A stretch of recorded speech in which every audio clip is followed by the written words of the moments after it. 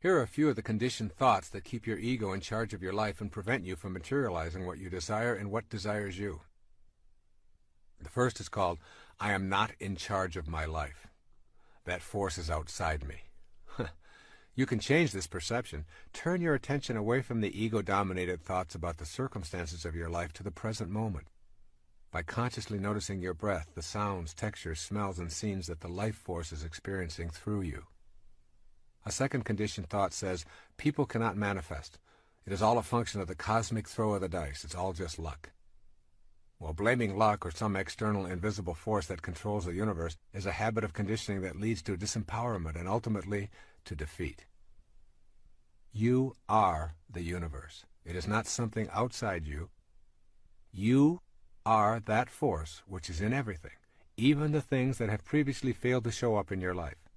Remember, as you think, so shall you be. If you think you can't, you're right, and that is precisely what you will see showing up in your life. A third conditioned response, or thought. I have tried before and it's never worked for me. Here the conditioned response is believing that once having tried and failed, further efforts will yield the same results. Let go of your obsession with the past and with trying, and instead remain relaxed and casual in the moment. Your past is an illusion. It is the trail that is left behind you, and a trail behind you cannot drive you today, regardless of what you choose to believe. All you have is now, and you have never tried anything. A fourth conditioned thought. Only highly evolved beings can manifest. Here again, this is the ego saying that you are separate and distinct from your spiritual teachers and others who live at the highest levels. Relinquish those thoughts and replace them with seeing yourself as connected to everyone by that unseen life force that is your divine essence. Think of this definition of enlightenment: to be immersed in and surrounded by peace. Your highest self only wants you to be at peace. It does not judge, it doesn't compare or demand that you defeat anyone or be better than anyone. You know your highest self by listening to the voice that only wants you to be at peace. That's what enlightenment is. The purpose of the highest self is to assist you in this effort. You do this by creating an inner sanctuary that is yours and yours alone. Go to this silent inner retreat as often as you can and let go of all attachments to the external world of the ego. As you go to this sanctuary, a light will be born within you that you will come to know and respect. This light is your connection to the energy of manifestation. Here are a few suggestions to nurture trust in yourself and in that oneness. The first is called, begin by admitting your confusion or failures. When you're honest with yourself about every aspect of your life, you discontinue identifying with separateness. You then become ready for the insight that trust in yourself and trust in ultimate truth are one and the same. A second suggestion is to keep in mind that you cannot go to a higher ground if you're hanging on to a lower level.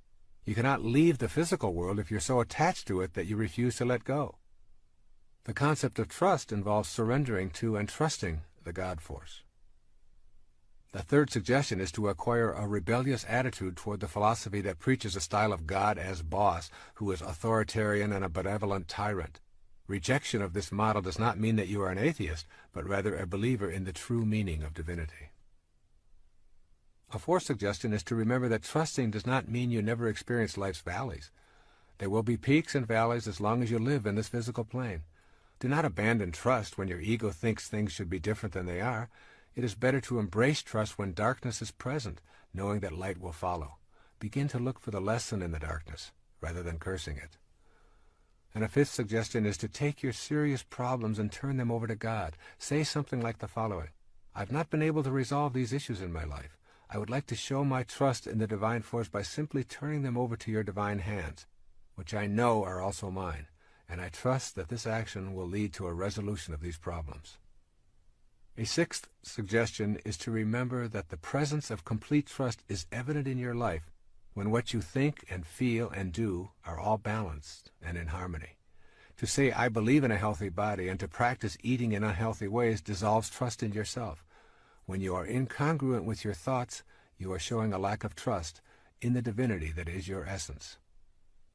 And finally, a seventh suggestion: begin a meditation practice of contemplating the supreme principle that is beyond the pettiness of this world. Meditation is not merely making the mind think that it is meditating.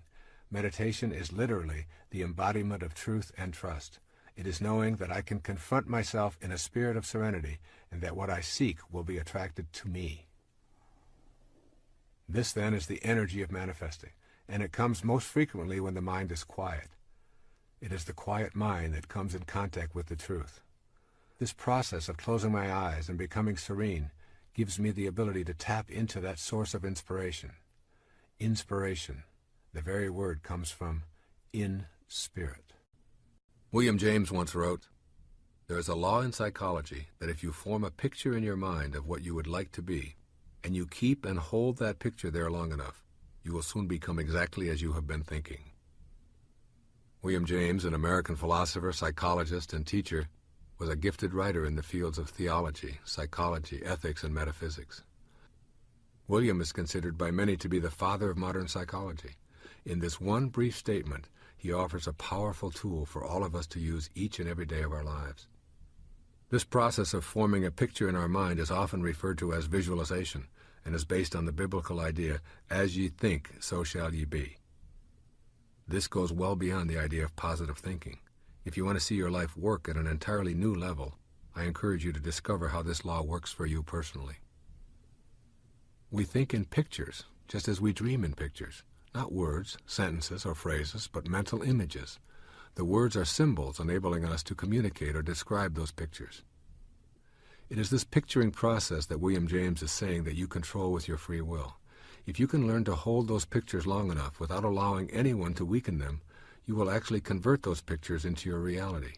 You will become a co-creator of your very existence and all that shows up in your life. I have written an entire book and produced a recording based on the principles involved in this process called Manifest Your Destiny, and I choose not to repeat those 9 principles here. What I will do is offer you what I think of as the 4 R's for putting this idea to work beginning today. Here are the 4 R's in one sentence. What you really, really, really, really want, you will get. The first R stands for what you really wish. Here is where you form a picture of what you would like in your life, such as a promotion, a new car, weight loss, non-addiction, or whatever. Once the picture is formed, you wish for it by seeing yourself in the job or driving the new car or at your desired weight or non-addicted. Everything you manifest begins with a wish based upon an inner visualization. The second R stands for what you really desire. The difference between merely having a picture in your mind that you wish for and a desire is in your willingness to ask for it. Ask and you shall receive is not an empty promise. Whatever it is that you have wished for in your imagery, ask out loud but privately to receive. God, I am asking for your cooperation in bringing this picture to me in a material way. The third R stands for what you really intend. Now you take the picture which you have wished for and asked for, and you frame it into a statement of intention or will. It goes like this. I intend to bring this picture into my world with the cooperation of whatever you prefer to name as the creative intelligence. There's no room here for doubt with such statements as, if everything works out okay, or if I am lucky. A statement of intention is based on the law that William James stated for you at the beginning of this passage. The fourth R stands for what you feel really passionate about, or what I call the hardening of the will. You are unwilling to allow anyone to discourage your passionate purpose or put a damper on your picture. You resist the negative opinion of others, and you remain silent as much as possible on what it is that you intend to produce into your life. This passion is what William James meant by, and you keep and hold that picture there long enough. Those who are really, really, really, really accomplished at attracting into their lives all that they desire are by no means lucky, nor do their circumstances create their desires. They have all 4 R's working for them at all times, and particularly the fourth R, which is really passionate. Virtually everything in my life, including all of my books and tapes, are the result of applying this law in psychology. It all begins with a wish. This recording, along with the book, began with a wish that I could write a book and produce a recording that interpreted the great wisdom of the people I've so admired all of my life and what they offer all of us today, even though they've all left our planet. I then expressed this desire to my wife and my agent along with my editor at the same time as I asked for the ability and the cooperation of the universe in bringing it all about. This was followed by an intention to create such a book and record it, which I relayed to the various people and departments involved in the publishing process. Some liked it, some were a bit skeptical, telling me all the reasons why poetry analysis were not popular, and some discouraged me. I had my picture of the book, and I loved the idea of bringing these great masters to my readers and to those who listened to my tapes. Finally, my passion took over, and it was impossible for me to ignore my picture. As William James said, "You will soon become exactly as you have been thinking." And here it is. You're listening to it right now. The key to this is putting all 4 R's to work and really using them. What is it that you weren't willing to do to make it happen, is my response to the question I frequently hear as to why something didn't materialize as pictured. When the passion is there, and you refuse to allow any interference from any external source, there is nothing that will stop you. According to William James, it's the law. English philosophical poet Percy Bysshe Shelley rejected all conventions that he believed stifled love and human freedom and rebelled against the strictures of English politics and religion. Percy Bysshe Shelley's poetry was his legacy to all of us on the importance of passionately living our lives every day. Living life passionately has its own tremendous rewards, which are intensified when one is aware that death, in its arbitrary way, can come at any unexpected moment, as it did for Shelley. This man was a fervent idealist who wrote of his love for love and his passion for passion. He completed his enormous treasury of poetry and prose by the age of 29, when he died in a boating accident during a storm. Not only does his poetry speak to all of us of his enormous passion, but so does his life as well. He took up causes, risked his fame and his life, and drank up every moment of his life. The poem quoted here, titled Love's Philosophy, conveys a glimmer of the passion that Shelley felt in his idealistic heart. The fountains mingle with the river, and the rivers with the ocean. The winds of heaven mix forever with a sweet emotion. Nothing in the world is single, all things by a law divine, in one spirit meet and mingle. Why not I with thine? See the mountains kiss high heaven, and the waves clasp one another. No sister flower would be forgiven if it disdained its brother. And the sunlight clasps the earth, and the moonbeams kiss the sea. What is all this sweet work worth, if thou kiss not me? This poem says to me, as does so much of his romantic poetry, feel the love for those you adore and express it with fervor, otherwise live your life in frustration. Love, the passionate variety, is that inner sense of longing that pervades every thought, every waking moment. It is a state of bliss that we usually equate with sexual or romantic feelings when they are ecstatically shared with our lover. All of that mingling and mixing and clasping and kissing between the rivers, winds, mountains, flowers, and moonbeams are Shelley's metaphors for that shared state of bliss. Why, he implies, would you choose the frustration of not expressing those feelings? I can recall the aching I have felt at various times in my own life for a love that I was unable to share with someone. I think I felt as though I'd died and gone to heaven when that love was made manifest by long embraces and kisses and union. But there is also passion in other circumstances, like the ecstasy of creation. When we consider the matter of having passion in our lives, it is important to pay attention to the things that we feel passionate about. Shelley speaks of a love and a joyful heart that is able to appreciate the beauty of our world and all of those we feel connected to. His is not exclusively a passion that keeps us enslaved to our sexual ecstasies. What he is describing is living your life not as if today were the first day of the rest of your life, but as if this were the only day of your life, which of course it is. And sharing your passion because a shared joy is a way of doubling one's joy. Too often we find ourselves bogged down in a serious approach to life, using our minds to keep us in a state of angst, or even worse, indifference. Joy and ecstasy come from within. They cannot be purchased at any price. We are all seeking joy and happiness, and often feeling it is not a proper state of mind when it arrives.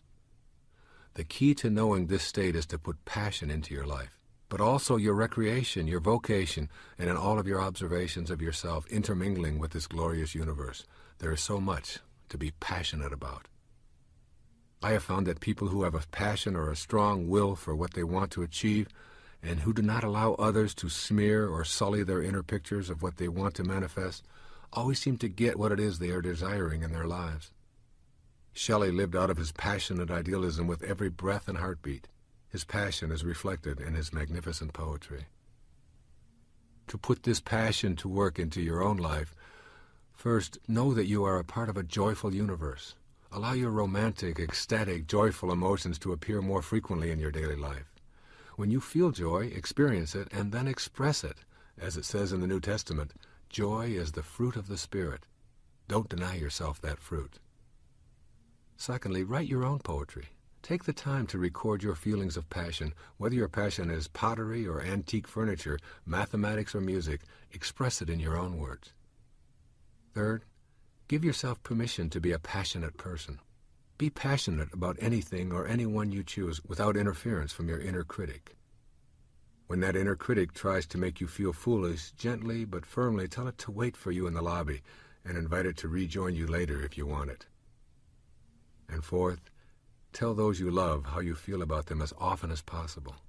This will give you the opportunity to share your joy, and by doing so, doubling it. A motivated person is generally thought of as someone who has goals and who has objectives and is trying to get someplace else and has sort of an inner vision of where they would like to be, and they work hard and they get up early and they leave a little bit late and they have all kinds of good work habits and so on, and they're said to be highly motivated. And that's not inspiration. That's motivation is you get a hold of an idea and you take it with you and you carry it through to its logical conclusion. That's a motivated person.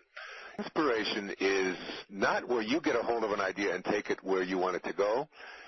It's where an idea gets a hold of you and it takes you where you were intended to go in the first place. You remember Arthur Miller? He died about a year ago. The great playwright. Most of us had to read The Death of a Salesman or The Crucible. Well, he was 88 years old, and he was interviewed in the New York Times, and they asked him a question. Now, he had a play on Broadway at 88, and they asked him a question. They said, "Are you working on another play?" And here was this man who was soon to be 90, who said, "I don't know." He said, "But I probably am." And I think it was one of the great inspirational moments in my life reading that, and it was really one of the things that motivated me to write a book about inspiration from this perspective, that there are things that get a hold of you. Now, Mozart was described this way, that he would have what he called lively dreams, and he said that these symphonies would present themselves to him. And it was almost as if they were already written, and he would have to get them out and record them and so on. Now, you probably have experienced this. Most creative people who've done a lot of particularly creative work understand this. Rumi, the great Persian poet, said, he said, "The morning breeze has secrets to tell you. Do not go back to sleep. Do not go back to sleep." And what he was saying there was that when you are closest to God, between 3 or 4 o'clock in the morning, which is the best time for almost all of us, and almost everyone listening will awaken at one time or another between the hours of 3 and 4 and then go right back to sleep. But if you could understand that that's a wake-up call for you to be able to do what it is that you were designated to do, what you signed up to do, what your spirit is telling you to do, because inspiration is just about being in spirit. And when I get up when I'm writing, I get up between 3 and 4 o'clock in the morning, and I go out. I live on Maui, and I go out onto my writing space out there. And thank you, by the way, all of you, for my place on Maui. I really appreciate it. It's a wonderful place, and I appreciate you getting it for me. I mean that. I say that, but I mean I'm always in a state of gratitude for all of the people who have supported the work that I have done. And at any rate, so I go out there and I sit down, and there are times, I don't know if you've had this experience, Mark, but I sit down and I write everything by hand, everything, and I just allow it to flow through me. I allow it to flow through. I take a purple pen, which is the highest energy of the rainbow, and I allow it to come to me. And there are times when I sit there at 3, 4, 5 o'clock in the morning, and I allow this information to come through my heart and onto the page, and I sit there and I wonder what's coming next. And oftentimes I'll read it, I'll think, I didn't even know I knew that. And then if I get stuck on something, or if I'm just not quite sure about something, I'll just reach over, and sure enough, there will be in a book that I've just grabbed off of the shelf or that's laying there. I'll just pick it up and open it up, and exactly what I needed will be in there. It's like when Patanjali said, dormant forces come alive, and you discover yourself to be a greater person by far than you ever dreamed yourself to be. What happens is that when you get yourself into that spirit and you allow it to flow through you and to work with you and to work for you and support you, it's taking you where you were destined to go. Henry David Thoreau was Harvard educated, but chose the unpopular career of writer and poet to satisfy his soul's urge. A force in the New England Transcendentalists, along with Emerson, he loved nature, freedom, and individuality. Listen to this passage from Walden. If a man does not keep pace with his companions, perhaps it is because he hears a different drummer. Let him step to the music which he hears, however measured and far away. The one comment that I am most pleased to hear from those who have read my books or listened to my tapes over the years goes like this. Your words finally reassured me that I am not insane. All my life people have been telling me there's something wrong with me for the way I think. Your words made me realize that I'm not crazy. I think that it was in reading Thoreau that I had the very same kind of epiphany. I have often imagined myself in the shoes of Thoreau, living simply and deliberately in the woods, being self-sufficient and writing down what I felt most deeply in my soul. But more than writing it down, the idea of living these ideas, regardless of how others perceived me or reacted, seemed somehow noble. Within each of us there is a voice that whispers, take the risks, pursue your dreams, live life to the fullest. As long as you're not hurting anyone else, why not? Then outside of us there are voices that scream, don't be a fool, you're going to fail. Be just like everyone else. If you do what you want, you're being selfish and you're hurting others. These loud, incessant dictates of our companions urge us to keep up with them and threaten to ostracize us when we fail to do so. I have observed that society in general always seems to honor its living conformists and its dead troublemakers. Everyone who has ever made a difference in any profession has listened to the music he or she hears and proceeded independent of the opinion of others. In doing so, they are labeled troublemakers, incorrigibles, even misfits. Yet they become highly respectable after death. This includes Henry David Thoreau, who was vilified for his position in his essay on the necessity of civil disobedience, and jailed for refusing to obey what he considered absurd rulings. Yet today he is required reading in virtually all high schools and universities. The beat that you hear within yourself is your connection to your soul's purpose. It will continue to plague you when you ignore it or suppress it in an attempt to conform with society. Those who implore you to march to the beat they hear are often well-intentioned and coming from a position of love for you. They'll tell you, I only have your very best interest in mind, and I am the voice of experience. You'll be sorry if you don't follow my advice. You listen and you try so hard to be just like everybody wants you to be.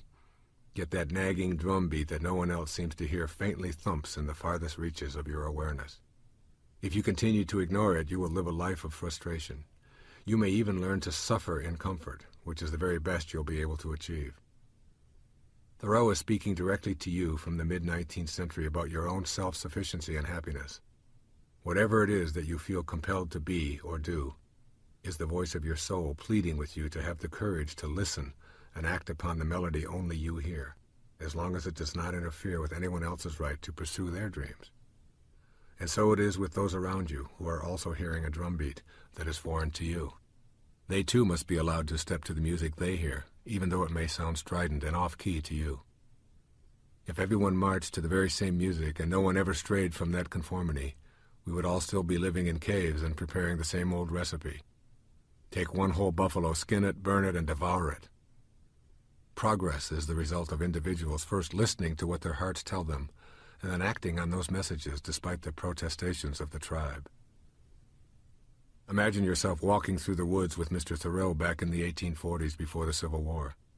His observations were based not on some philosophy he had read or heard, but from his own direct experience of feeling the outrage of conformity and seeing the horrors of how Native Americans were being treated by the white man. He knew that to go along with the popular idea of removing Indians from their lands was our very own Holocaust. And so he left to live in nature and experience self-sufficiency away from the pressures of the larger group. He did not keep step with his companions, and at the time he was criticized for it. Yet time has revealed him to be one of those troublemakers we revere. Walk with Thoreau in your own mind. Listen to the voice you hear and the drumbeat only you can feel, and honor it, while honoring it in those you love as well. It is the ultimate act of unconditional love. While it may not get you any awards while you are alive, you can take comfort in knowing that you fulfilled your own divine purpose and encouraged others to do the same. To put Thoreau's advice into practice, first, refuse to evaluate yourself as sane or insane on the basis of how you fit in with the expectations of those around you. If you feel it and it harms no one, then it is authentic and very sane.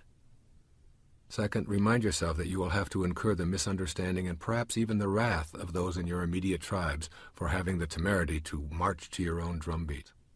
Don't take it personally, even for one moment. It is merely a strategy to get you to conform, and when you fail to react, the wrath will quickly disappear. Third, allow those in your immediate sphere, family and friends, to have the joy of blissfully marching to their own beat without having to explain or defend their choices. You will be substituting anger and resentment for peace and love, and everyone will enjoy the original music they hear. English poet and dramatist of the Elizabethan and early Jacobean period, William Shakespeare is the most widely known author in all of English literature.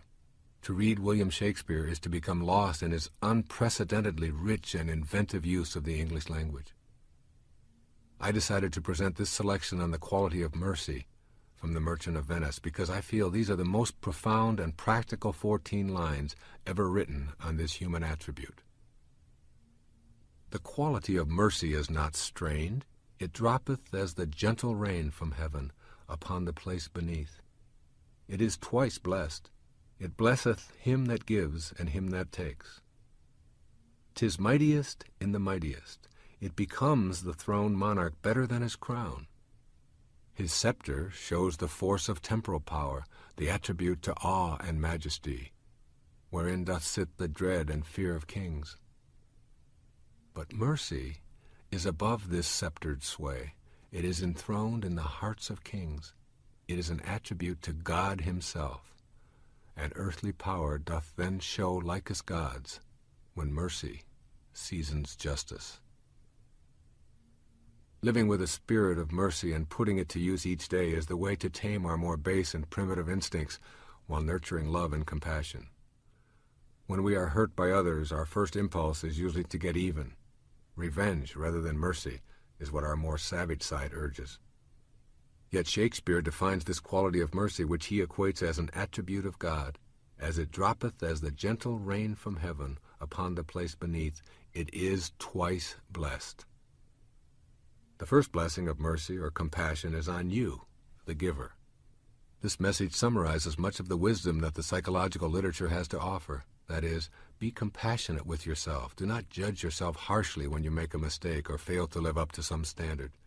Be of such a mind that you can detach from the misconduct or failure and be gentle and loving with yourself. Forgive yourself for being so human as to have wandered around in your darker corners and emerged embarrassed or disappointed with your behavior. Give yourself mercy, a quality that Shakespeare says becomes the throned monarch better than his crown. And so it becomes you as well. When you take the first blessing of mercy and apply it to yourself, you then open to this potential of offering this quality to him that takes. If you are unable to give yourself authentic compassion, you will never be able to give it to another, any more than you can give love to another if you do not love yourself, or give money to the poor if you have none. This notion of giving mercy away is applicable in all of your relationships, in all areas of your life. Offering compassion to those who have harmed or disappointed you is not a case for being a victim. It is instead a way of saying, I understand, I care, I forgive, but I still do not like it, and I will not tolerate being treated this way or having you think it is acceptable. The difference is not needing to exact revenge or to prove one's superiority. With mercy in your heart, you will find yourself much less distracted and disheartened by the evil behaviors that you see and read about almost every day.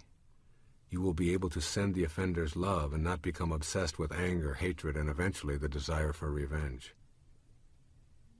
Put the ideas of this passage by one of the world's greatest wordsmiths into your life by practicing the following. 1. Give yourself the compassion you deserve for any and all past actions. Stop judging yourself so harshly. All of those errors and wrong actions were necessary for you to get beyond that place in your life. Be kind to yourself and eliminate any ill feelings you harbor toward yourself. 2. Once you have stated how you feel and justice has been seen, then let go. Let go now. Don't hold on to grudges and use constant reminders to keep others in a state of guilt while maintaining your own dissonance as well. Let it go. And 3. Turn your most troublesome disturbances over to God. Simply say, "Dear God, I find it so extremely difficult to give mercy in this situation, and I'm turning it over to you completely. I know you will guide me in acting in the most merciful and humane way. This action will free you from your own immobilization and anger and help you to see the saint in the sinner who have just been exchanging notes with each other." Pythagoras once wrote, "Learn to be silent. Let your quiet mind listen and absorb." And during the 1600s, Blaise Pascal wrote these words, "All man's miseries derive from not being able to sit quietly in a room alone." This is the only piece in this collection of great contributors in which I have elected to highlight 2 writers on the same subject. I've selected 2 men whose lives were separated by over 2 millennia, both of whom in their own times were considered to be the most knowledgeable in the rational fields of mathematics and science. Pythagoras, whose writings influenced the thought of Plato and Aristotle, was a major contributor to the development of both mathematics and Western rational philosophy. Blaise Pascal, a famous French mathematician, physicist, and religious philosopher who lived 22 centuries after Pythagoras, is considered to be one of the original scientific minds. He is responsible for inventing the syringe, the hydraulic press, and the first digital calculator. Keeping in mind the left-brain scientific leanings of these 2 scientists, listen again to their 2 quotes. Pascal, "All man's miseries derive from not being able to sit quietly in a room alone." Pythagoras, "Learn to be silent. Let your quiet mind listen and absorb." They both speak to the importance of silence and the value of meditation in your life, whether you are an accountant or an avatar. They send us a valuable message about a way of being in life that is not popularly encouraged in our culture. This is that there is tremendous value in creating alone time in your life that is spent in silence. If you want to shed your miseries, learn to silently sit in a room alone and meditate. It has been estimated that the average person has 60,000 separate thoughts each and every day. The problem with this is that we have the same 60,000 thoughts today that we had yesterday, and will repeat them again tomorrow. Learning to be quiet and meditate involves figuring out a way to enter the spaces between your thoughts, or the gap, as I call it. In this silent, empty space between your thoughts, you can find a sense of total peace in a realm that is ordinarily unknowable. Here, any illusion of your separateness is shattered. Most of us have minds that race full speed day and night. Our thoughts are a hodgepodge of continuous dialogue about schedules, money worries, sexual fantasies, grocery lists, drapery problems, concerns about the children, vacation plans, and on like a merry-go-round that never stops. Those 60,000 thoughts are usually about ordinary daily activities and create a mental pattern which leaves no space for silence. This pattern reinforces our cultural belief that all gaps in conversation need to be filled quickly. For many, silence represents an embarrassment and a social defect. Therefore, we learn to jump in to fill these spaces, regardless of whether our filler has any substance or not.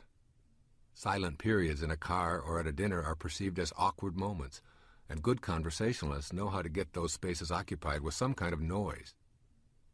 And so it is with ourselves as well. We have no training in silence, and we see it as unwieldy and confusing. Thus we keep the inner dialogue going just like the outer. Yet it is in that silent place where our ancient teacher Pythagoras tells us to let our quiet mind listen and absorb, that confusion will disappear and enlightened guidance will come to us. But meditation also affects the quality of our non-silent activities. The daily practice of meditation is the one single thing in my life that gives me a greater sense of well-being, increased energy, higher productivity at a more conscious level, more satisfying relationships, and a closer connection to God. The mind is like a pond. On the surface, you see all of the disturbances, yet the surface is only a fraction of the pond. It is in the depth below the surface, where there is stillness, that you will come to know the true essence of the pond, as well as your own mind. By going below the surface, you come to the spaces between your thoughts, where you are able to enter the gap. The gap is total emptiness, or silence. These two pioneering scientists, who are still quoted today in university courses, were studying the nature of the universe. They struggled with the mysteries of energy and pressure and mathematics and space and time and universal truth. Their message to all of us here is quite simple. If you want to understand the universe, or your own personal universe, then be quiet and face your fear of sitting in a room alone and going deep within the layers of your own mind. It is the space between the notes that makes the music. Without that emptiness, that silence in between, there is no music, only a noise. You too are silent, empty space at your center, surrounded by form. To break through that form and discover your very creative nature that is in the center, you must take the time to become silent each day and enter that rapturous space between your thoughts. No amount of my talking about the value of daily meditation will ever convince you. You will never know the value of this practice unless you make the commitment to do it. And what I'd like to do now is share with you what I think of as the essence of getting out of our personal history. You know, Alan Watts described it like this. He said, your life is like a boat, and it's heading up the river at 40 knots. And you're standing on the stern of the boat, looking down as the boat's heading in this direction, and you're looking at the water, and what you see before you is a wake. And he said, you have to ask yourself these three questions about the wake. The first question, what is the wake? And the wake that you're observing is just a trail that is left behind. That's what it is. It's just a trail that is left behind, if you can see that metaphor. And that's your life. And everything that's ever happened to you up until this moment, it's a wake. And the second thing is, what's driving the boat? That's the second question. That is, what's making your life go in this direction? And the answer to what's driving the boat is the present moment energy that's being generated by the engine. And nothing more. That's the only thing that makes the boat go. Now here's the most important question to ask yourself. Is it possible for the wake to drive the boat? That is, can a trail that is left behind make a boat go in this direction? And of course the answer to that is, it's impossible. Can't happen. And most of us, including those of us who are stuck in disease, are believing that the wake is what's causing me to be sick today, or causing this relationship to not work. And this woman whose husband had left her and who had to raise these children and had lived with all of these thoughts of how this shouldn't have happened and what a bastard he was and how wrong that was and so on, was living back here in the wake, believing that all of this stuff that was back here was causing her to be depressed, to be sick, to be unhappy, to be all of the things that she was, when in fact it's just the way that she was processing that. It's the present moment energy that is generated by our thoughts that creates what it is that we are experiencing now. And if you can get out of the wake, or if you can teach your patients to get out of the wake, how many patients had come to you and told you that I've had back trouble my whole life? It runs in our family. My grandfather had it, my great-grandfather had it, my grandmother, of course I'm going to have it. And they're all in the wake. And they're all anticipating and expecting, and they're literally living this stuff that's back here, when in fact, they have a whole new set of options available to them if you can move into the present moment, if you can move into the now, and redirect the energy that you have into this moment. This is the place where you have an awareness within you that says, I don't go back there any longer. What you think of me is none of my business. I am free from allowing myself to become immobilized or upset or in any way incapacitated on the basis of what is going on outside of me or how other people conduct themselves. I am in charge of my emotional life. I live at bliss. My feelings come from my thoughts. My emotions, my angers, my hatreds, my love, my positive emotions, my negative emotions are all preceded by thoughts. They're the result of thoughts. They're the physiological reactions to thoughts. And emotions, which are very vital and very important to each one of us, can in fact be controlled by our thoughts in positive ways. I'm not an anti-emotion person. I'm not someone who believes that you shouldn't be emotional. I'm saying your emotions should never be immobilizing. They should never be defended as something that you use to keep yourself from being all that you can be, or explaining it all away because I'm just this kind of person. I've always been this way. I can't help it. That's my nature. That's the kind of person I am.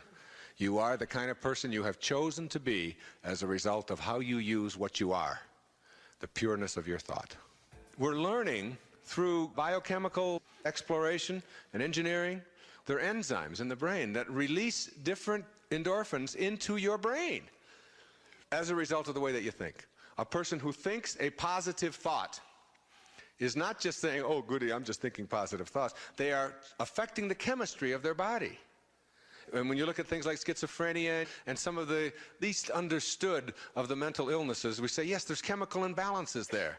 And the scientists all get together and say, yeah, it's chemistry. What are you talking about, all this thinking stuff? If we can alter the chemistry, we can alter the disease. Of course, it's true. I buy it 100%, but it's only 50% of the battle.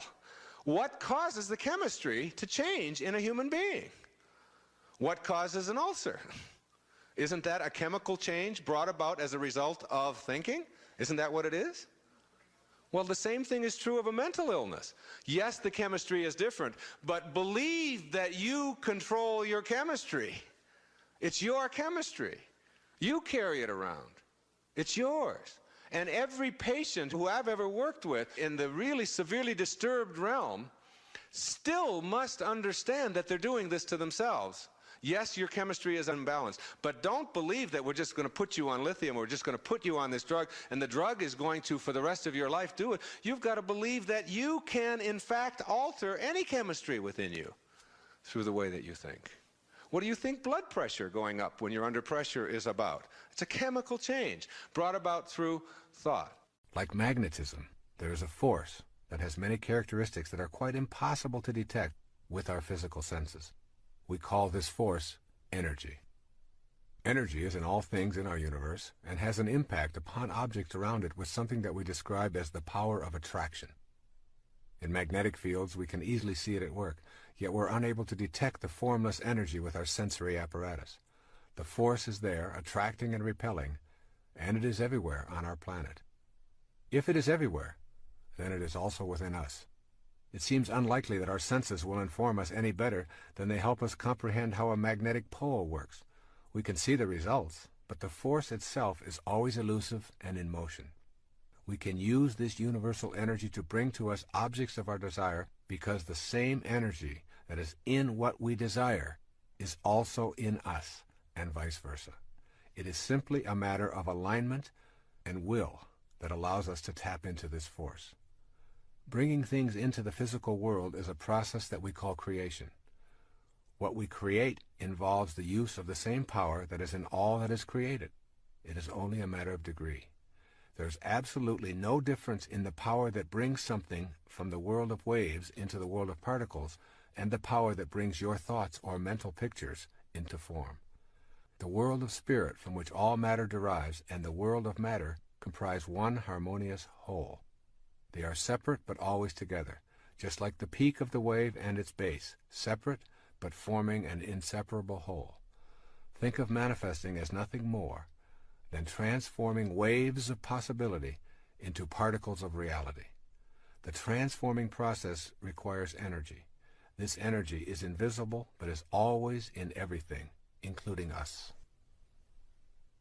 Your mental pictures are related to this power of attraction. There is a power within you that allows you to form a thought or a picture.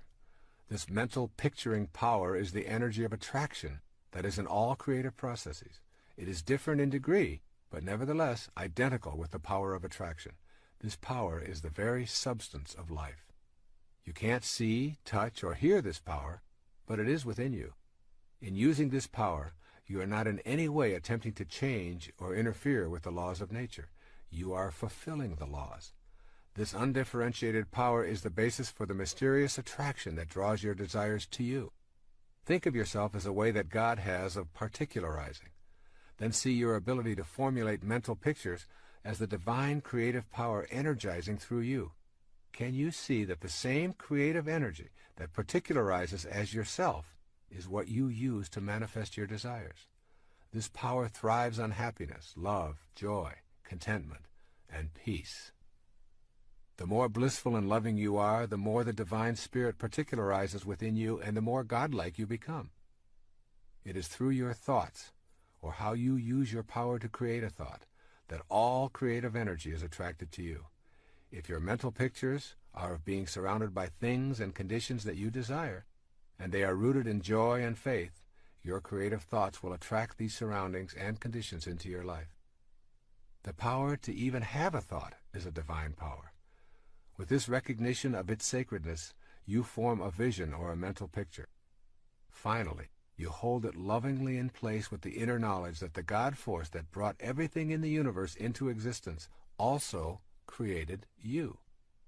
The form that this energy will take will be controlled and directed by your will or your mental picturing. It is waiting to take any direction you decide. The most important thing to remember as you practice mental picturing for the purposes of manifesting your desires is that humans never create anything. Our function is not to create, but to attract, combine, and distribute what already exists. Creations are really new combinations of already existing materials. There is one indispensable condition for the manifestation of your mental picture into the visible and concrete world: the necessity of picturing the fulfillment of your desire as if it is already accomplished on the spiritual plane. That's right. You must know within yourself that on the invisible level of your being, what you desire is already in place. You impress upon the universal mind the object of your desire, and you calmly and knowingly proceed to act upon that picture, allowing the greater intelligence and your own, which is a part of that greater intelligence, to work through you to produce the results. You abandon all fear and return to the affairs of your life, assured that the necessary conditions will soon come into view or are already there. The key is to repeat the mental pictures until the truth of what you are affirming resonates within you without an ounce of doubt. If your picture doesn't manifest in the time span that you've designated, relax and retreat to your knowing that it is already in place in the spiritual realm. Time is simply not a recognizing feature of the all-creating wisdom. However, you will find it impossible to manifest if you are visualizing without an authentic will that is sufficiently steady to overcome any contrary idea or lack of faith in your own divine connection to God.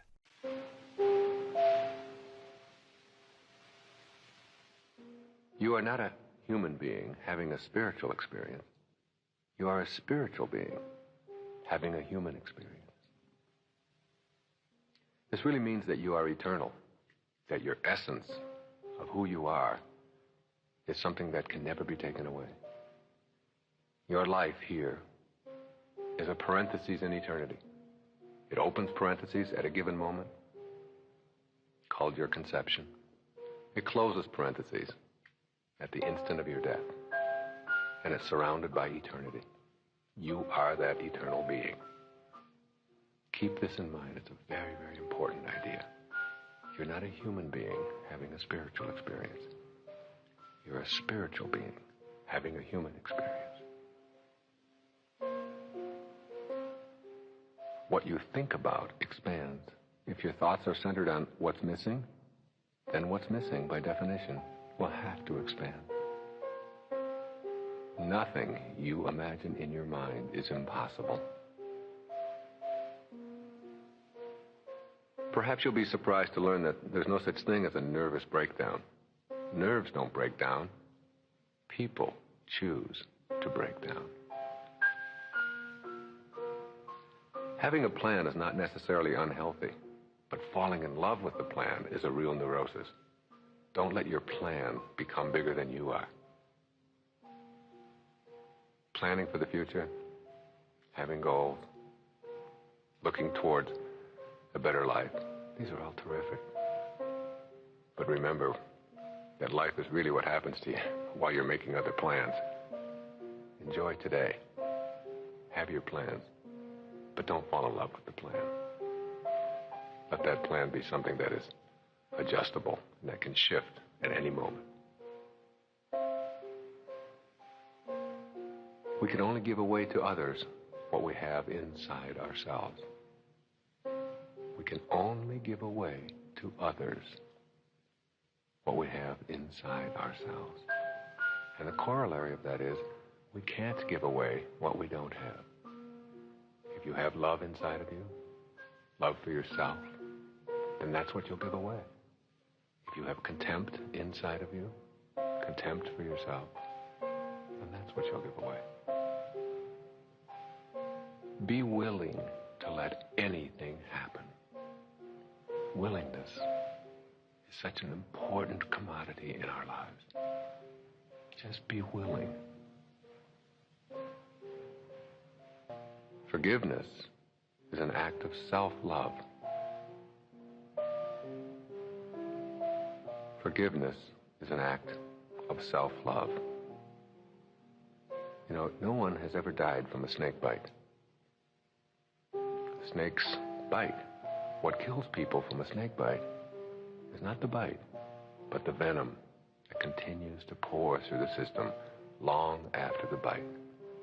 You can't be unbitten, but you don't have to choose to have venom flowing through you. When you rid yourself of the venom and forgive, you're truly acting as a loving soul.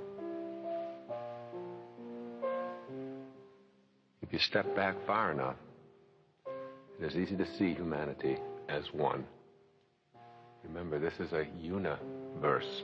Una, one. Verse, song. Universe, one song. Step back and see us all as one. All of your behavior results from the thoughts that precede it. It is much easier not to smoke or eat chocolate than to do so. It is your mind that convinces you otherwise. It really is easier to not smoke or to not be addictive. Easier. If you're going to smoke or if you're going to be overweight, you have to do an awful lot of things. You have to go out to the store, you have to buy cigarettes, you have to take the cigarette package out of your pocket, you have to unwrap it, you have to carry fire in your pocket, you have to constantly be replacing them, you have to spend your money. There's a lot of things that you have to do if you're going to smoke. If you're not going to smoke, all you have to do is not smoke. So don't fool yourself and convince yourself that it's easier to smoke. It's much easier not to.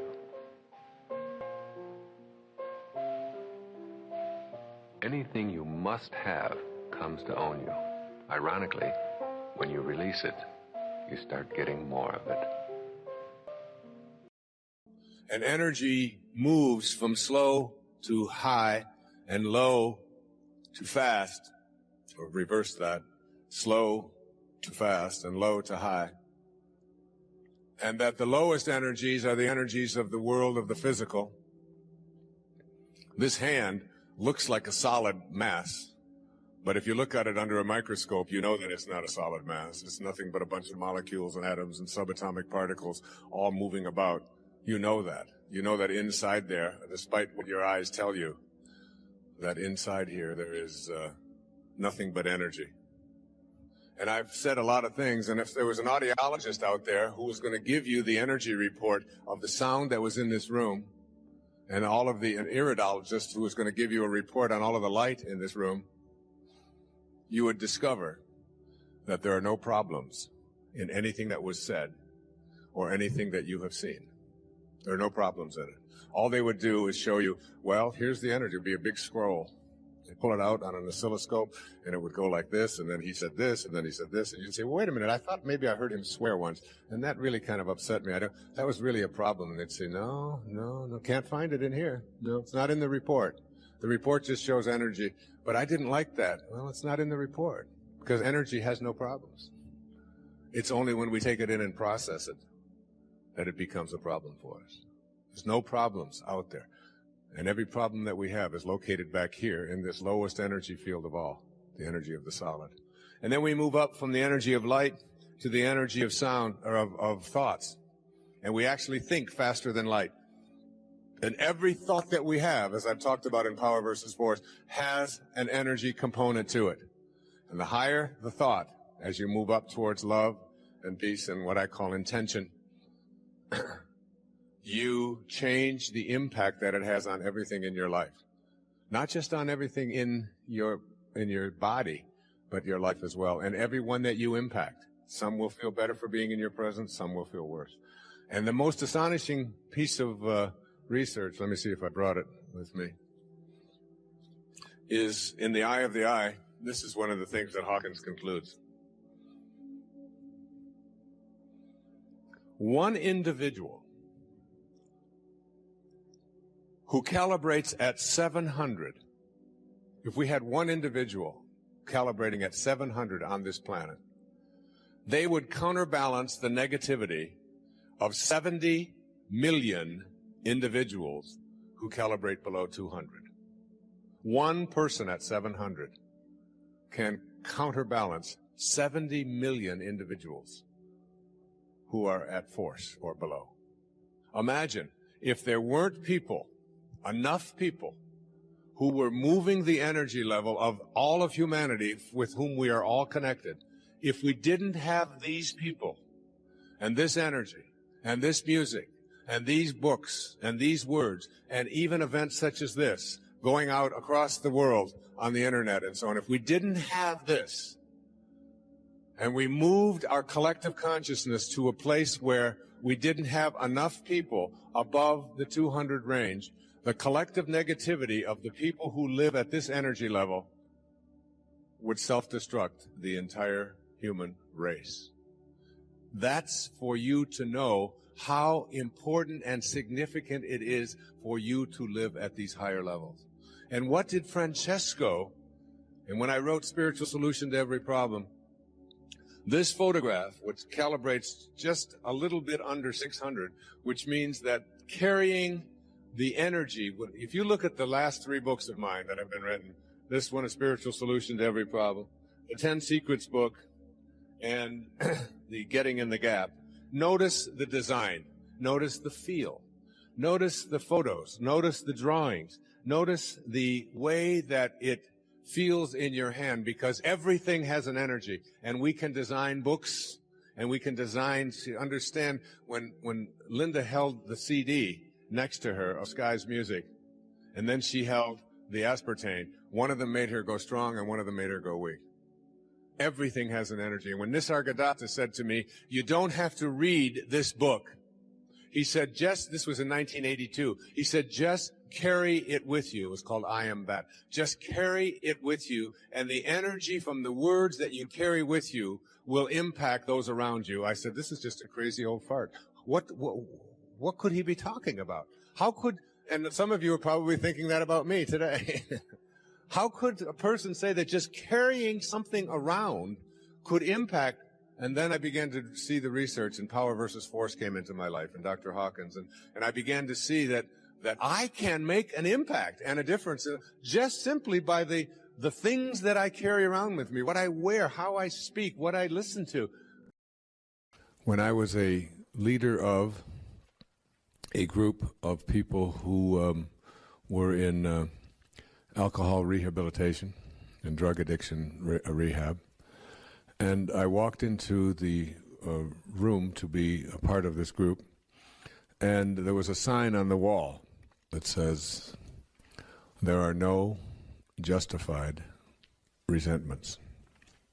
And I thought how frequently in my own lifetime I have justified my own resentments about the way I have been treated, about things that have happened to me,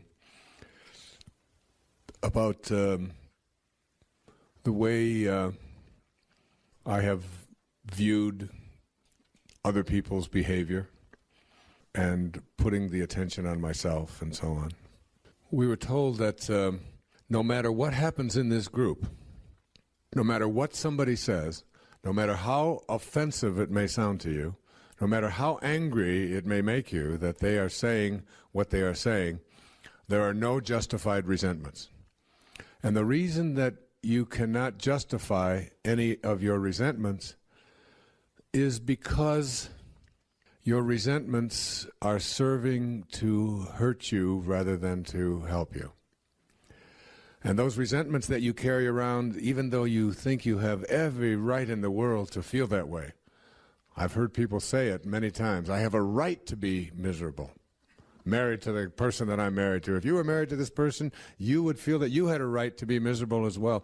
And people go around defending their rights to be miserable, or defending their rights to be unhappy, or even defending their rights to be depressed.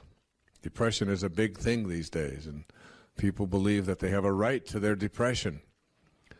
After all, what I've been through and all that I have experienced, and they're willing to share that right away. And of course, and since I wrote about that and put it down as one of my most important principles, guiding principles of my life, I started thinking about my own resentments as well, and I had many that I was still justifying. And I'd like you to really take a look at this. You see, if you don't take responsibility for what is going on in your life, in your body, in your relationships, everywhere, if you don't take responsibility for it, you are placing responsibility on something or someone outside of yourself. And in order for you to be able to do something about it, you have to wait for something or someone or some event outside of yourself to change in order for you to get better. And the likelihood of that happening is very small. But if it's on you, and it is yours, and you own it, then at least you have the potential or the capacity or the ability to be able to create the willingness to say, I think I'm going to work at doing something about this. I'm going to haul in a miracle. I'm going to call in one. Or I'm going off to the wilderness, as that woman I told you about earlier did. I'm going off to the wilderness, and I'm going to make contact with God, and I'm going to get quiet and peaceful for the first time in my life. I'm going to use the nature, the wilderness, as therapy. I'm going to trust my instincts. I'm going to turn it over to God. I can do anything. But if it's somebody else's fault, or the fact that we live in a carcinogenic world, or the fact that something out there happened when I was a little boy or a little girl, I can't change the facts. I can't change the facts. But I can change how I deal with them. So blame has to go. Now, in order to rid yourself of blame, you have to practice something called forgiveness. You can't get past the $1,000 level where you can leave this program with at least something unless you're willing to forgive. And A Course in Miracles has one of the most profound lines I've ever come across. It says, in order to forgive, you must have blamed. If you never blamed, you don't have anything to forgive. You don't have anyone to forgive. So getting rid of blame and forgiveness are synonymous terms. They're the same thing. And forgiveness, as Mark Twain said, forgiveness is the fragrance that the violet sheds on the heel that has crushed it. Forgiveness is the lesson of visionary consciousness. It's the image of Jesus on a cross and being further tortured, and out of him comes, forgive them, for they know not what they do. And what is meant by that in my heart is they don't understand that when they throw a spear into me, they're throwing a spear into all of humanity.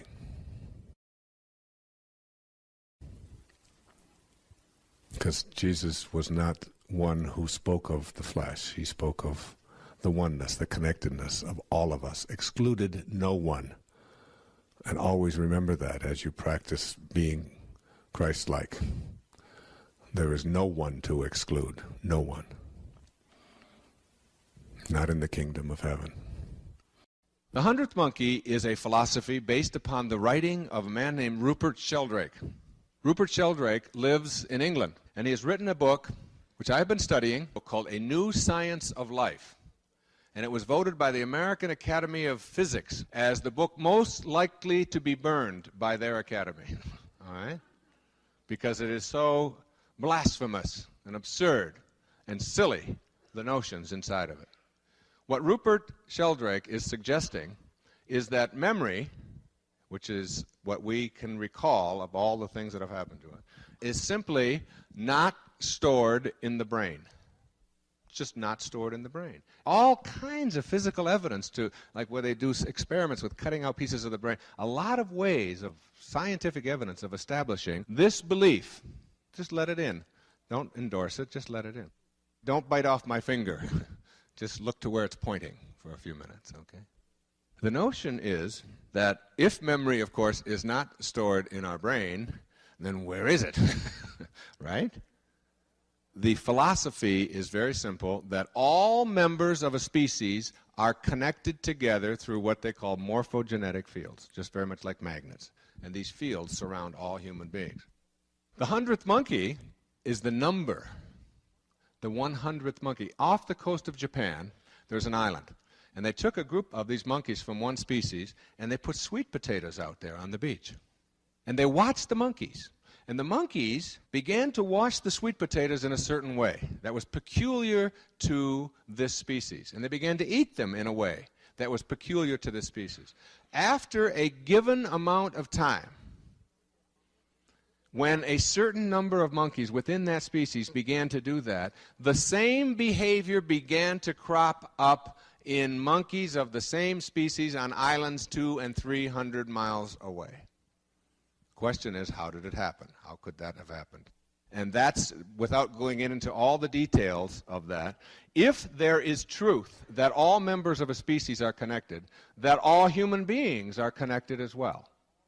And if all of us are connected in some way that we don't understand, but in fact are connected, then I'm not here to tell you that you have to be thinking positive thoughts because it'll improve your life. I'm here to tell you that you have an obligation because you could be depressing somebody in Uruguay right now by thinking negative thoughts. It's true. Now just think about it. Just let it in. The highest form of ignorance is to reject something you know nothing about. That's the highest form you can get to. We know so little about this whole idea. But what we do know is that when human beings begin to think in positive, healthy ways, that they reduce certain endorphins into the chemistry of your blood. This is from Anatomy of an Illness, Norman Cousins. And that when you think positive, happy, loving, laughing thoughts, there's a different chemistry that goes into your body than when you think depressing, negative, anguishing, despairing thoughts. And that thinking, the way that you decide to think, has a dramatic effect on your chemistry and on your physiology and on your health as a human being. And that we know that when they did the artificial heart transplants, when they were looking for all the people up in Kentucky, who they were going to pick, there were many, many volunteers because a lot of these people only have a few weeks left to live. So if they could get a few more months, they were very willing to be expendable. The number one criteria was the will to live. What kind of an attitude does this human being have? How do they think? Because we do not want somebody who gives up on life, who is going to feel bad, who is going to be telling himself that he shouldn't be in this position. So as you begin to think about the possibility, here's what Ken Keyes did in The 100th Monkey. He said, and The 100th Monkey is about nothing I've said so far. That's just all what I learned through my own research and my own reading and so on. The 100th Monkey is a book about nuclear war. The belief is this.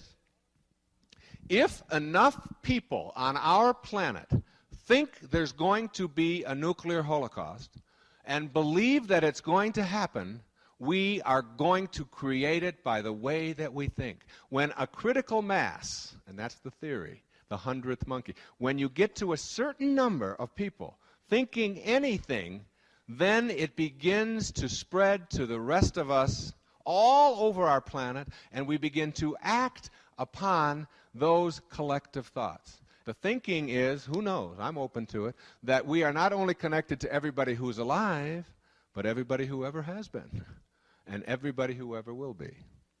That we may all in some way be connected. So that if we want, the number one thing in the Hunger Project is that we are trying to raise the consciousness of the world, to help people to understand that starvation is something we cannot tolerate any longer. We won't have it. We won't think of it as something that is inevitable. What is happening now is people are beginning to say, what can I do?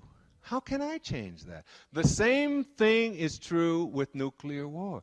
If you want to think about raising your children, my friends, what more important parental task do you have than to make sure that our world is a place that's going to be inhabitable for our children and our grandchildren? As Victor Hugo said, there is nothing more powerful than an idea whose time has come. And we can make any idea have its time come by collectively thinking in these ways. And imagine that we're all connected like this. Imagine. You see, when I resonate to anger, shame, hatred, or revenge, I add to these decidedly non-spiritual energies by joining in what I find to be so objectionable. But when I remember to bring non-judgment, love, tolerance, and compassion to these low, ego-dominated energies, I see how different the world looks, and even how different those around me act in the presence of these God-realized energies. I feel optimistic when I'm in spirit, with an inner knowing that nothing can interfere with an idea whose time is coming or has already arrived. I trust that our Creator knows what it's doing, and that good triumphs over what ego believes is bad or evil. I sense that we're all moving toward a world that will no longer know the horrors of war or practice our long-established habits of inhumanity toward our brothers and sisters around the globe, who may have different cultural views and their own unique physical distinctiveness. By staying in spirit, I'm truly inspired to see the potential for greatness that's in all of us as one people, and I turn from anguish to faith that at least I can live from a place of God realization and practice being a force for good. Staying in vibrational alignment with spirit allows me to be more present in all of my life activities. Arriving seems to replace striving, and being in a state of flow is far more common than my old, uninspired state of worry and anguish. I remind myself that spirit is only here and now, not yesterday, not tomorrow, only now. By keeping my vibration aligned spiritually, I see the ecstasy in the present. Everything else that once was a source of worry doesn't come up for me, since the outcomes are already handled for me in my own mind. What will be, I remind myself. The world looks so much more peaceful when I approach it this way, and my ego, which once needed to win at all costs, is relegated to a distant seat in a stadium in another galaxy. The laws of the material world truly do not apply in the presence of God realization, and I know that I have the choice to live at this level of inspiration. When I do so, it seems that the world changes. Animals behave differently than their biological genetics would seem to allow. People at a distance seem to hear me telepathically and respond to my highest thoughts.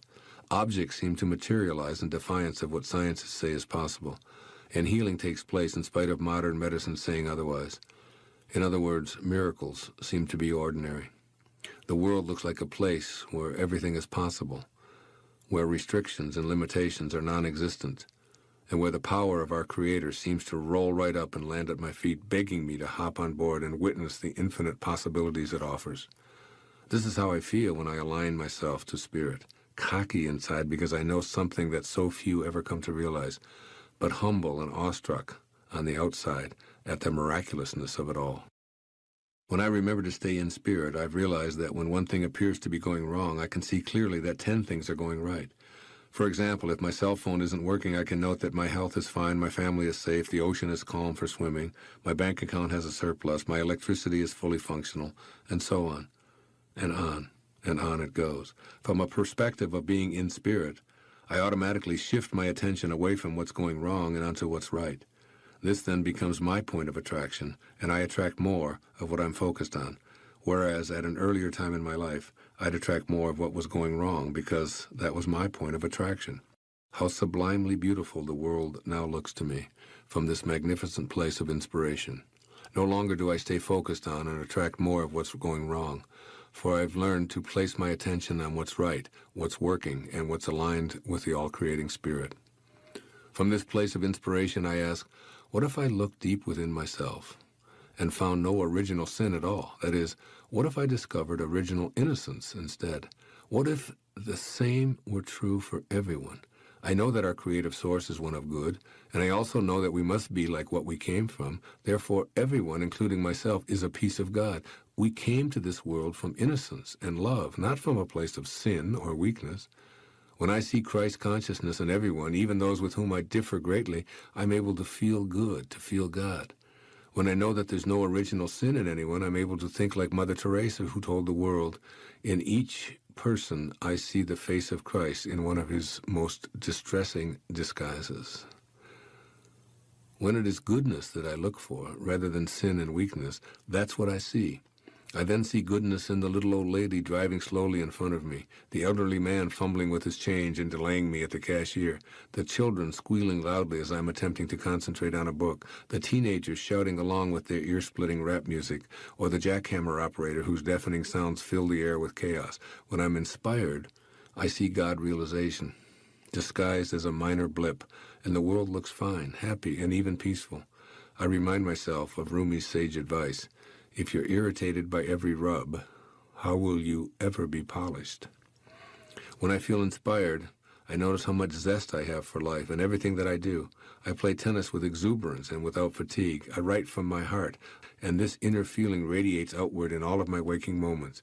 Inspiration means doing what I love, and even more significantly, loving what I'm doing. It's my willingness to bring love and passion to the activities of my life, rather than looking for love to emerge from those events and activities. It's an attitude, and knowing this, I remember to pick a good one as often as possible. I know that being enthusiastic feels good, and I also know that I have the choice to select these attitudes at any and all times. By staying in spirit, these outlooks on life become second nature to me. I always said there's three ways to enlightenment. The first way to enlightenment, I call enlightenment through suffering. And enlightenment through suffering is I am going to go through this experience. I can think of it from drinking, for example. And then I'm going to get through it, and then I'm going to look back on it. And as I look back on it, I'm going to realize after 10 years or so the benefit that I had in that, and I am going to grow from having suffered. It's enlightenment through suffering, which is not anything I recommend, but it's mostly the way that most people take. So we go through these storms and all of these difficulties and all of the stuff that we have to go through, and then we get to a place where we look back on it and we say, now I know why I had to go through that. You know?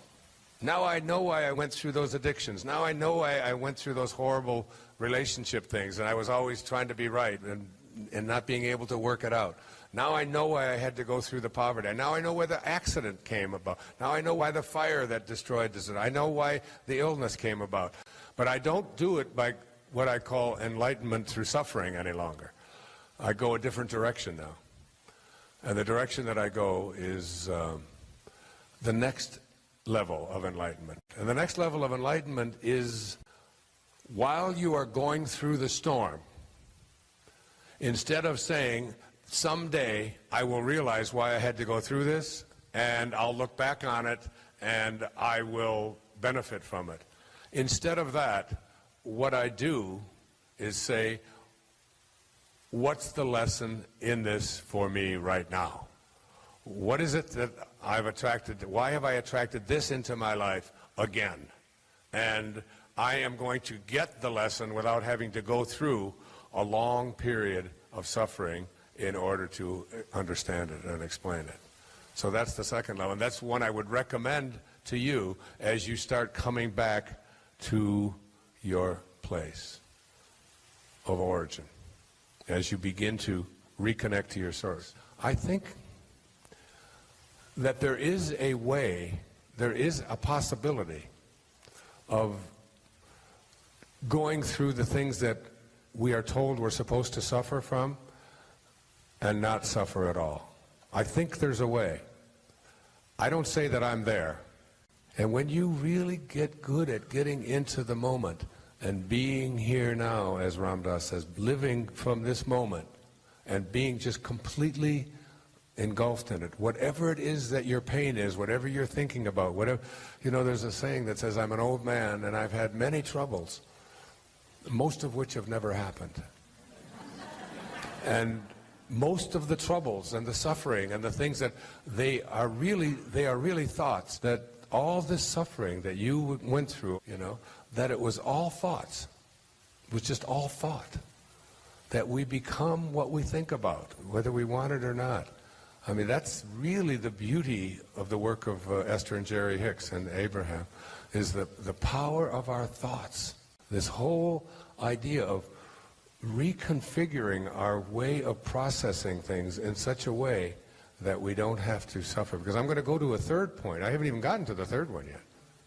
Everybody has a story. Everybody has something that that takes place that they wish hadn't taken place. We still have within us the capacity, as Abraham often says, you know, my not eating because there are children starving in Africa is not going to feed one child. My feeling guilty, like you can't get depressed enough to undepress another person. You can't get sad enough to make somebody else happy.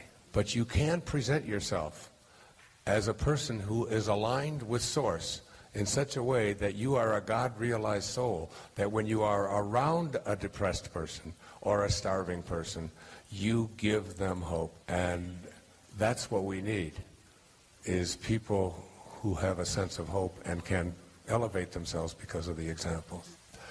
The third way to enlightenment, and that is what I call enlightenment by getting out in front of it and stopping it before it gets to you, anticipating it. As you get to a level of awareness that is so aligned with God, where you're thinking from a spiritual way at all times, seeing the unfolding of God, practicing reverence for life, the things I'll be speaking about when I speak about this meaning phase.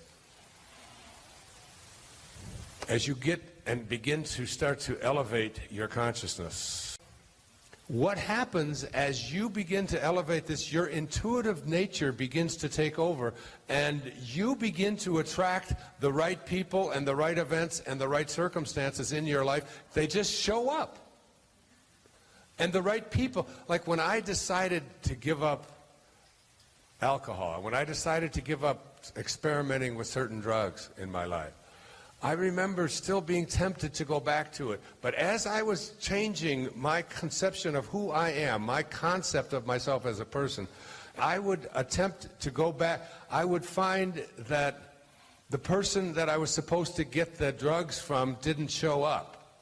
That it was like there was one more obstacle put between me and getting it, something that I didn't want to have anymore. Because addiction is nothing more than you never get enough of what you don't want. You never get enough of what you despise.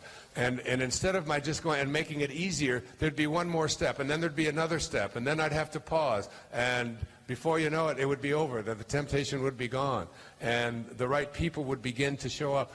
That's an extreme example. So now you can see it coming. And you get out in front of these things that used to cause you suffering, that you used to have to deal with in the present moment. And now, when they're on their way, you can deflect them. You can make them go away. I want to tell you something that I think will be very, very helpful to you. I want you to think about the troublemakers in your life. I want you to think about the troubled ones in your life. I want you to think about the ones in your life that are hooked on drugs. I want you to think about the ones who don't cooperate, the ones who don't fit in, the ones who perhaps are disrespectful, use language that you don't approve of, use substances that you find difficult, people that perhaps you work at. But mostly, I want you to think about people like that in your family. Now, I know that you think it's always somebody else, but they're thinking of you.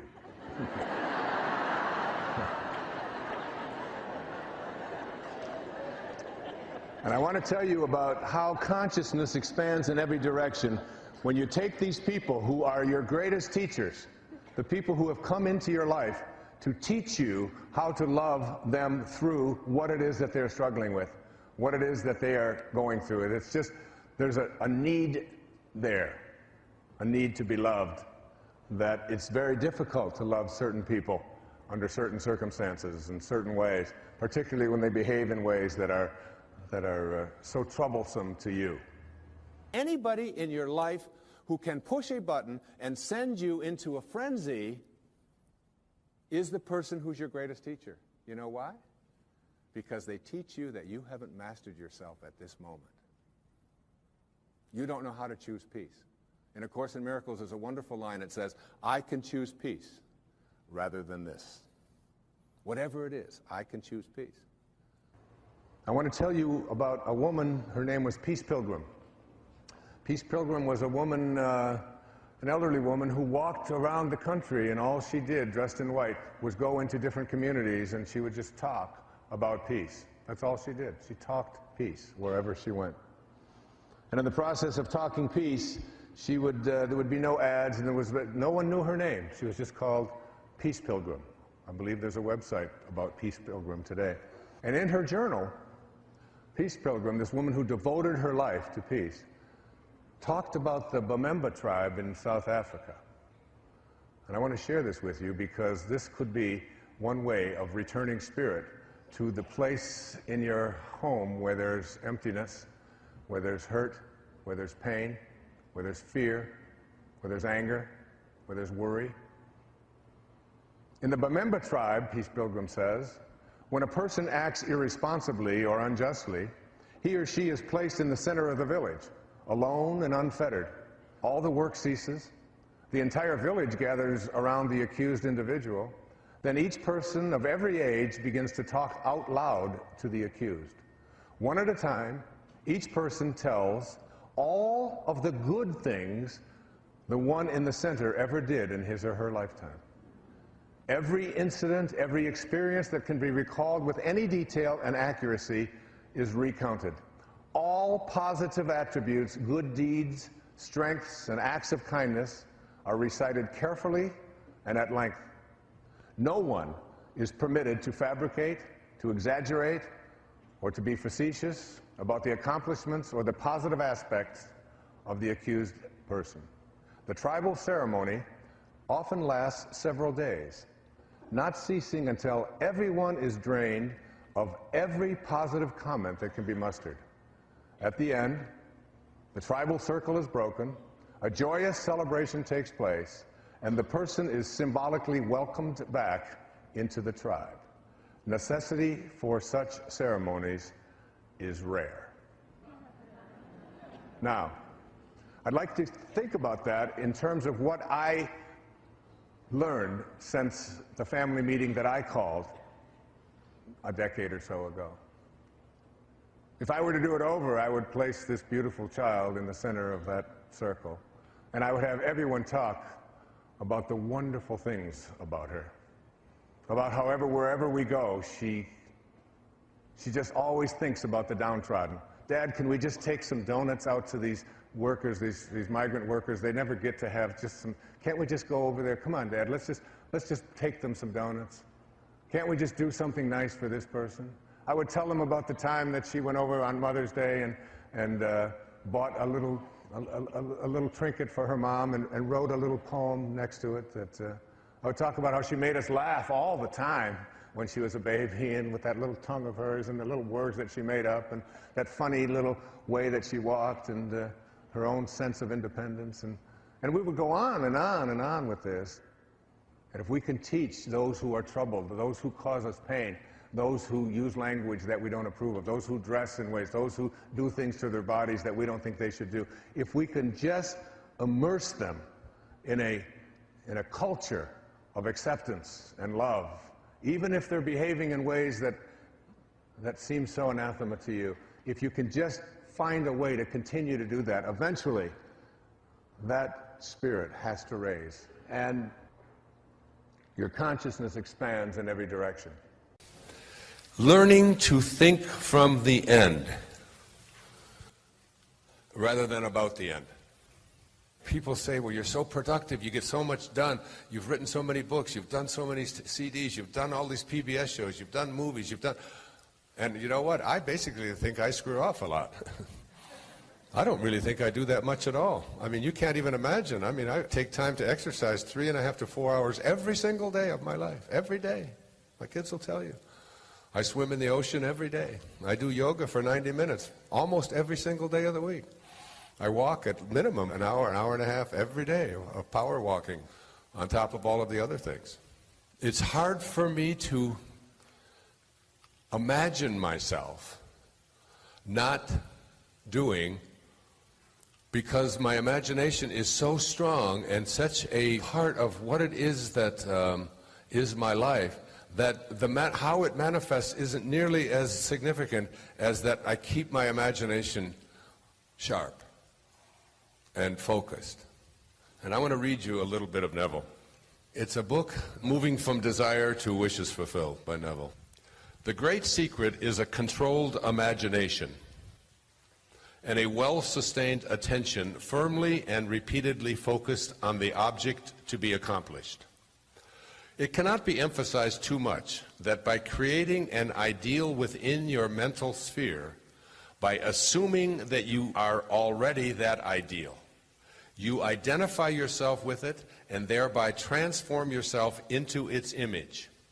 Thinking from the ideal instead of thinking of the ideal. Thinking from the ideal instead of thinking of the ideal. Every state is already there as mere possibilities, as long as we think of them, but as overpoweringly real when we think from them. This was called by the ancient teachers subjection to the will of God, or resting in the Lord. And the only true test of resting in the Lord is that all who do rest are inevitably transformed into the image of that in which they rest. You become according to your resigned will, and your resigned will is your concept of yourself and all that you consent to and accept as true. You, assuming the feeling of your wish fulfilled and continuing therein, take upon yourself the results of that state. Not assuming the feeling of your wish fulfilled, you are ever free of the results. The truth that sets you free is that you can experience in imagination what you desire to experience in reality, and by maintaining this experience in imagination, your desire will and must become an actuality. Again, the truth that sets you free is that you can experience in your imagination what you desire to experience in reality. And by maintaining this experience in imagination, your desire will become an actuality. Now, all I can say to you about that is that it really works. The first part of this is the power of your imagination. The second part of what I'm speaking about here is thinking from the end. The third concept, after thinking from the end, is these words. If you're taking notes, I want you to really have them underlined. These are the words that Neville has spoken that really resonated with me. He said, you must learn to assume the feeling of the wish fulfilled. Assume the feeling of the wish fulfilled. Whatever it is that you have in your imagination, this is the only tool that you have for bringing it into reality, for hardening it from a thought to perhaps first an image, and then a condition, and then an event, and then an object that Your imagination is the only place that you can make all of this happen. If it's the weight that you want to lose, if it's the addiction that you want to overcome, if it's the relationship you'd like to fix, whatever it is you'd like to create, he gives some very specific examples of how this can work. Assuming the feeling of the wish fulfilled means that in your imagination, you have created what it is, what you have imagined for yourself. You think now from that end rather than about that end. And now you assume the feeling of that wish being fulfilled. And where do you experience feelings? In your body. That's what the body is. It's the reservoir of feelings. They show up in your flushing. They show up when you get embarrassed. They show up when you get joyful. They show up when you get sad. You know, you have physical manifestations of feelings. You assume the feeling of this wish being fulfilled. So what does it feel like within you to have this thing materialize? He makes a big case for creation itself, that you have really no control over the details. And you don't get to be a part of creation, he says, because creation is already complete. What you get to decide is what aspect of creation is going to manifest or materialize or show up into your life. That's what you get to do. You don't get to go out there and make mosquitoes or create flowers and all. All of that is being done by the great invisible Tao. What you get to decide is what extent of what is already being created and is part of creation that you are participating in, what share of it is going to manifest and be a part of your life. And you do this through the assumption of a feeling of a wish fulfilled, so that you imagine what it is that you would like to have or to be or to manifest, and you imagine this for yourself, and then what you do is you feel it in your body, and you ask yourself, what does it feel like? You almost have to think of yourself as having a cord that extends from your hip. And this cord can be plugged into one of two sockets. If you plug the cord into the socket of the material world, the physical world, at 20,000 cycles per second, you're going to get what the physical 20,000 cycles per second world has to offer. You're going to get problems, you're going to get fears, you're going to get worries, you're going to get illnesses, you're going to get accidents, you're going to get victimization. These are the things that happen when you plug into the material, slow, solid frequencies. If, on the other hand, you decide to take your plug and your cord and plug it into God, and it's really an internal metaphor that you can use at any time in your life, that I can unplug myself from here, because when I'm plugged into here in 20,000 cycles per second, I am feeling anxious, and I am worried, and my stomach is upset, and I feel sick, and I can't eat, and I want to take pills, and I want to go to the doctor, and I want somebody else to cure it for me.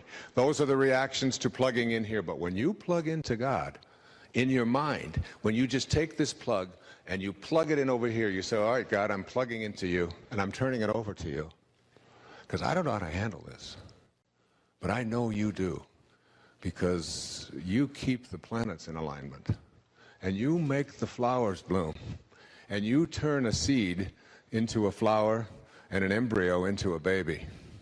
And I can trust an intelligence that can make miracles like that happen.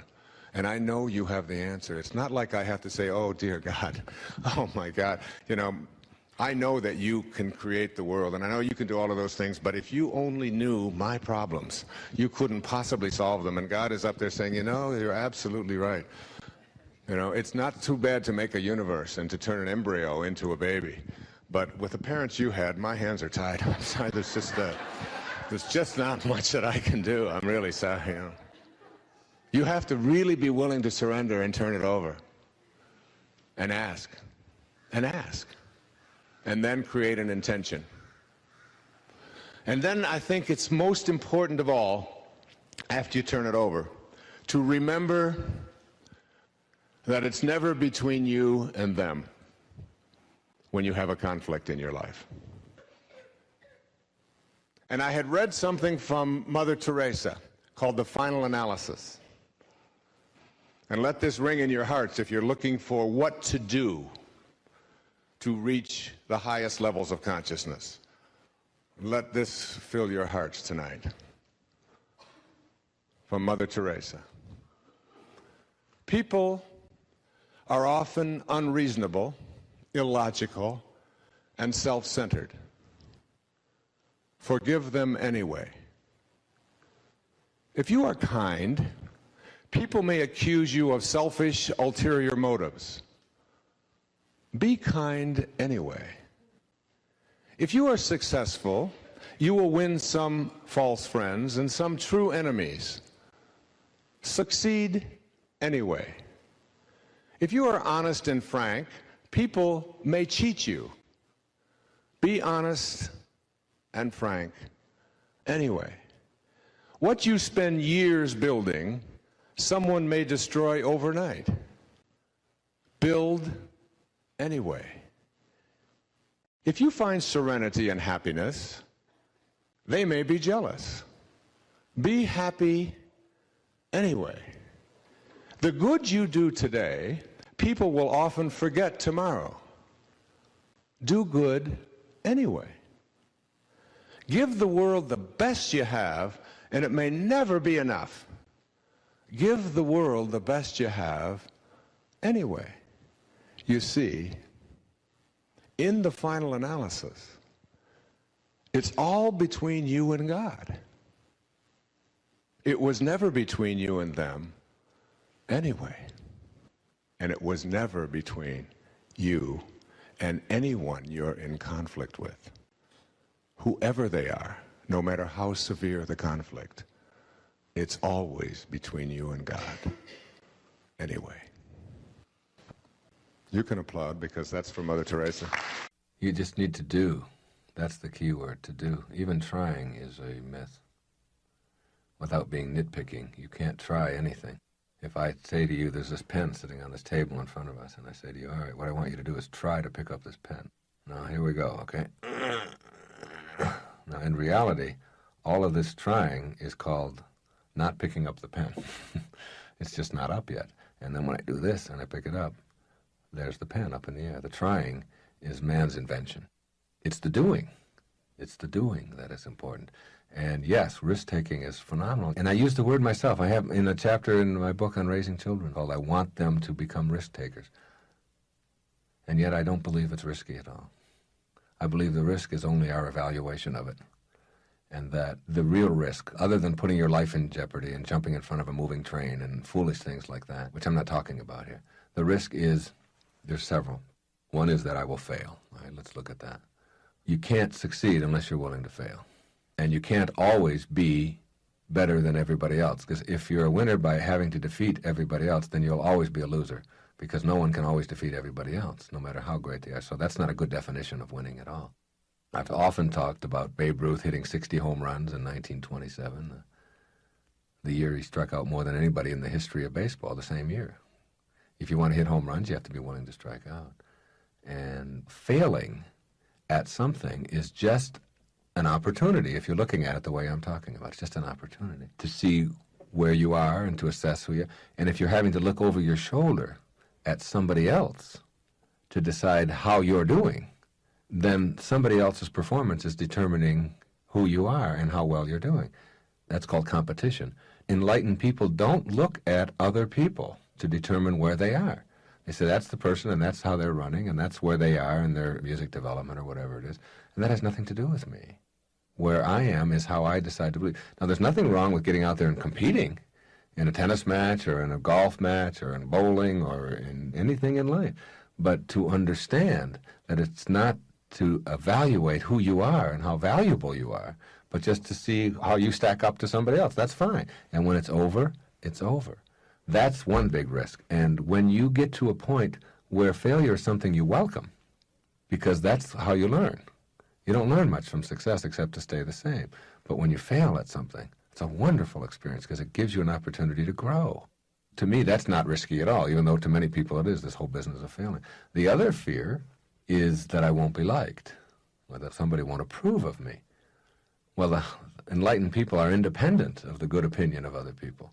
They are not functioning and running their life based on what others think or say or tell them to do, but instead on what my own inner lights tell me to do, with the morality of, as long as I'm not hurting anybody else or interfering with anyone else's right to run their life as they choose, then anything that I do is okay. That's all morality is. Your right to swing your fist and flail around stops with my right to have my nose shaped the way I want it to be shaped. That's it. And so that's the only morality there is. And so you go out into the world and you are who you choose to be. And you know that some people will like it and some people won't. And the people who love you the most will probably dislike what you do the most, 50% of the time. And if you're trying to run your life based on what everybody else is saying or thinking or feeling, then you can never get anything done, because there's always going to be somebody, a large number of somebodies, who are going to dislike it. And every great idea comes from an innovator. And innovators are people who do things differently. They're not trying to please everybody else. Because when you think about it, if you try to please everyone else, if you try to be just like everyone else, what do you have to offer? If you're just like everyone else, you just have sameness to offer. It's your uniqueness. After a while, you begin to say that's just okay. And in fact, even in my own relationship with my wife, if we have disagreements now, there was a time if she would disagree with something that I would believe, I would be upset about that. Not immobilized or anything, but like, how could you not agree with who? Now, if we talk and she disagrees with it, I just say, that's her. That's who she is. That's what she believes. And she doesn't understand me, and that's okay. The greatest understanding you can have, if you want to be enlightened, is that no one will ever understand you, because you're unique. You are a unique creation, and no one can ever get behind your eyeballs and see things as you do. You are always alone with who you are, and yet never lonely if you like the person you're alone with. So those risks stop being risks after a while. They're only risks to people who are just starting out on the path, who are just beginning to find out how easy all of this is and how perfect it all is. And the further along you go, the less risk there is. It just doesn't matter anymore, whether you fail or whether somebody doesn't like it or whether or not it fits in. Those things just don't matter anymore. And they become less and less and less risky, and just easier and easier and easier to just be what you know you have to be.